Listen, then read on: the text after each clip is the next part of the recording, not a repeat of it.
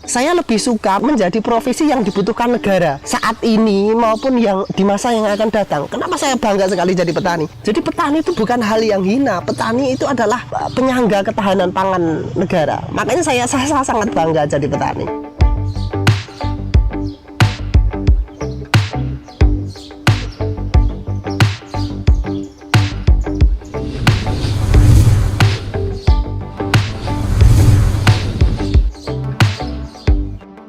Perkenalkan, nama saya Iksanuddin. Saya dari Dusun Pendem, Desa Girirejo, Kecamatan Ngablak. Saya petani stroberi organik. Ketika saya mau bertani, itu biasanya itu orang-orang rumah itu tidak berkehendak. Karena kan orang-orang desa itu berpikiran kalau biasanya kalau seorang anak yang sekolah tinggi sampai sarjana, maka dia harus jadi pegawai. Padahal saya itu sangat sekali berkeinginan menjadi petani. Kenapa kok saya berkeinginan menjadi petani? Karena petani itu sebenarnya itu yang dibutuhkan negara di masa yang akan datang. Apalagi Indonesia itu penduduknya sangat banyak, butuh akan pangan, maka pemuda-pemuda itu harusnya itu mau bergerak di bidang pertanian. Stroberi saya pilih karena harganya tinggi. Jadi kami dihargai di tingkat petani itu 80.000 per kilogram. Itu campuran ya. Kalau misalnya di grade itu jauh lebih mahal lagi. Misalnya grade A, grade B. Yang kedua juga tanaman stroberi itu kan khas pegunungan. Khas tanaman dengan MDPL tinggi. Jadi stroberi biasanya hidup di atas 1000 sampai 1200 MDPL, bahkan lebih. Sedangkan tanah saya itu sudah berada di ketinggian 1000 sampai 1200-an MDPL. Yang ketiga, efek dari kegagalan stroberi itu menurut saya nggak parah bagi petani sayur. Karena ketika saya gagal bertani stroberi, maka saya bisa kembalikan ke sayur lagi. Karena mudah nanti mengembalikan ke model pertanian sayur. Ketika saya mengajukan permintaan ke orang tua untuk bertani, itu saya sebenarnya sudah punya gagasan bahwa tani yang saya inginkan itu ke depan adalah dengan teknologi, walaupun teknologinya masih sederhana. Maka saya menciptakan sistem pertanian stroberi dengan model drip irrigation. Jadi pengairannya kami pakai selang drip. Jadi ketika di bawah sini, itu di bawah mulsa, itu semuanya ada selang drip. Kemudian ketika saya ngasih nutrisi, itu tinggal dikasih ke toren. Kemudian ketika pengen kasih nutrisi bedengan ini, maka keran yang ada di bedengan ini saya buka, yang lain saya matikan. Begitu seterusnya. Itu model ngasih nutrisi.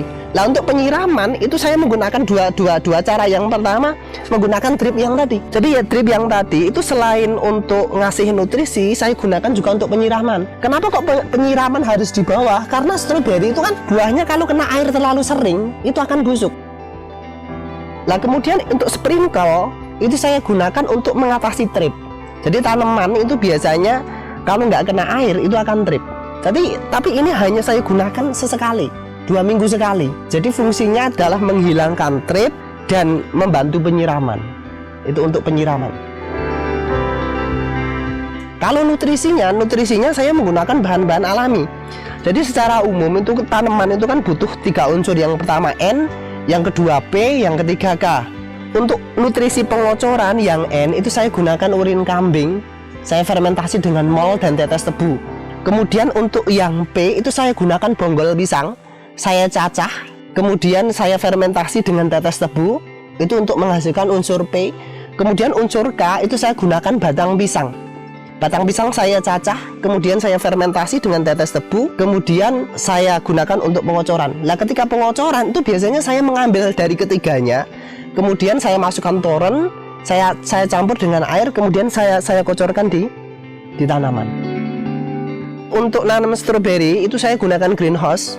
Greenhouse itu fungsinya banyak. Yang pertama adalah menghindari air hujan mengenai stroberi. Kenapa kok stroberi itu harus dihindarkan dengan air hujan? Karena stroberi yang sering kena air hujan itu akan busuk. Jadi hampir dipastikan sangat jarang stroberi di musim hujan itu bisa selamat. Makanya kenapa harus greenhouse? Sedangkan di musim kemarau sebenarnya nggak pakai greenhouse nggak apa-apa. Tetapi kan kita petani yang milenial, petani masa kini kan butuh kontinuitas pasokan, Makanya di musim penghujan, di musim kemarau, kita harus produksi terus-menerus sehingga pasar tidak kacau. Itu fungsi dari greenhouse. Kalau yang screen ini sebenarnya menghindari hama. Karena lingkungan di daerah kami juga belum banyak yang organik. Maka ketika kok tempat kami organik, yang lain enggak, itu kan hama bisa ditangkal lewat screen. Yang pertama. Yang kedua juga untuk mengamankan greenhouse.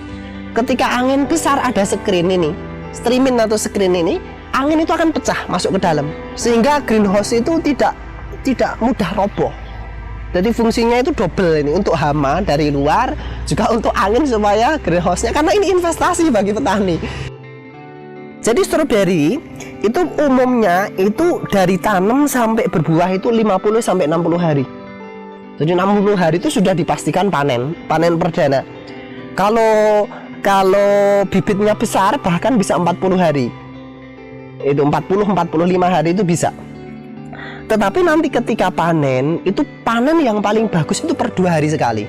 Jadi Senin panen, Rabu panen, Jumat panen, terus menerus. Kalau kok stroberi dipanen lebih dari 2 hari, itu kondisinya sudah nggak begitu bagus. Bagus untuk dimakan, tetapi untuk dikirim nggak bagus. Kenapa? Karena sudah terlalu matang. Padahal permintaan stroberi ini sudah sampai Jakarta. Kalau stroberi itu pada umumnya itu kendalanya yang pertama ya harus sabar, karena kan bertani stroberi itu kan bertani buah. Bertani buah itu tidak semudah bertani daun seperti seledri, pakcoy dan lain-lain, karena tanaman subur itu belum tentu berbuah bagus. Jadi bagaimana menjaga tanaman nggak terlalu subur itu juga penting, karena tanaman yang terlalu subur itu nanti tidak berbuah. Jadi kalau orang Jawa itu istilahnya itu kelemon godong. Contohnya ini. Jadi stroberi itu kalau daunnya terlalu besar sekali, biasanya itu berbuah susah. Nah berarti dia kelebihan unsur N. Makanya unsur N-nya itu mungkin agak dikurangi, nanti ditambah unsur P dan unsur K. Jadi ini menurut saya itu bertani yang butuh ketelitian, butuh ilmu itu stroberi. Makanya dihargai dengan harga yang pantas. Kalau hama itu kalau di sini banyak ada, kalau orang sini namanya mbek-mbekan, itu orang istilah sini, itu makani buah stroberi, kadal sama bekicot. Itu kalau kadal itu makannya itu diambil langsung dibawa lari.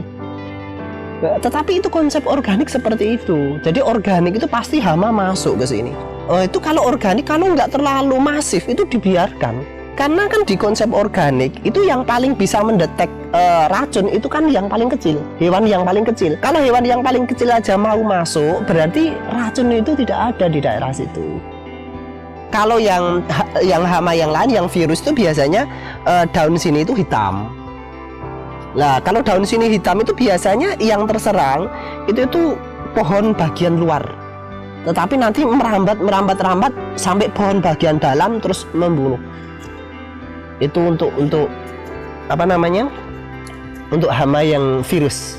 Nah, biasanya untuk mengatasi itu saya kocor pakai PGPR. PGPR itu juga buatan sendiri. Jadi kalau stroberi saya itu untuk saat ini itu kemampuannya baru 5 kilo 5 kilo per hari. Ini luasannya itu sekitar 800 meter persegi lah. Nah, ketika saya bisa menduplikat ini 10 kali seperti ini, bisa dikalkulasi sendiri. Ketika saya punya 800 meter persegi, setiap hari panen 4-5 kilo di harga yang saya sebutkan tadi, itu baru satu lahan. Ketika ke depan saya bisa menduplikat 10 kali, berarti bisa dibayangkan per bulan kira-kira penghasilan dari seorang petani itu berapa. Harapannya ke depan anak-anak muda mau bertani secara organik khususnya. Kenapa saya menyarankan anak-anak untuk organik? Karena ke depan kita harus ramah lingkungan. Bumi ini sudah terlalu rusak, pandemi sudah sering ada. Saya kok misalnya orang-orang bertani pestisida sangat jor-joran, saya takut ke depan itu pandemi berasal dari tanah. Itu kenapa saya mengarahkan ke organik. Kalau kita bisa bertani secara berkualitas, tidak dimungkinkan kita itu bisa memenuhi kebutuhan nasional, bahkan bisa ekspor. Terima kasih sudah menonton tayangan ini. Semoga bisa memotivasi Anda dan menginspirasi Anda sehingga Anda semua bisa dan mau bergerak di bidang pertanian. Pertanian Indonesia maju.